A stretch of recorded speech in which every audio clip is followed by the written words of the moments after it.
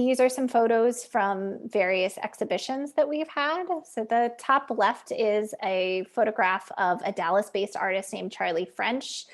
He was gracious enough to do a live painting example for the attendees of a show.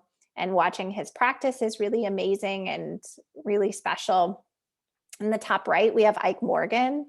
Ike Morgan was a resident at the Austin State Hospital for about 30 years, but now lives independently. And he's a pretty well-known outsider or folk artist.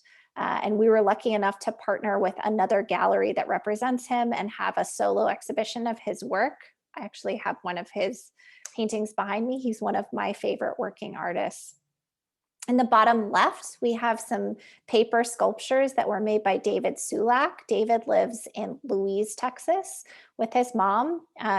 One of the things that is really crucial is the ability to sort of meet the artist and the family where they're at. So David is an example of someone who has very little access to technology.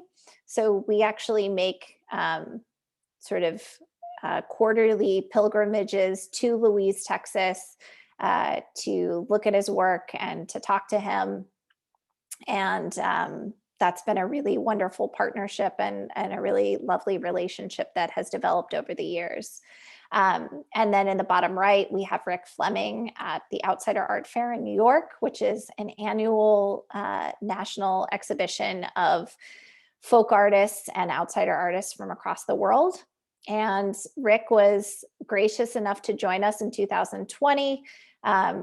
He was one of the 4 artists that we exhibited that year. 2019 was our first experience at the Outsider Art Fair, and it was completely mind-blowing because there were all of these studios like Creative Growth and Land Gallery and Project Onward, which are sort of pioneers as far as progressive studios, which is the model that Sage is based on.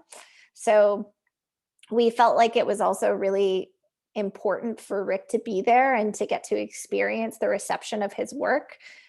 One thing sometimes with outsider artists or artists with disabilities is sort of the erasure of the artist in those kind of more formal settings. So we really loved getting to have Rick there, and he did a much better job, I think, than either Katie or I as far as the marketing of his work, and just his general people skills far exceed our own.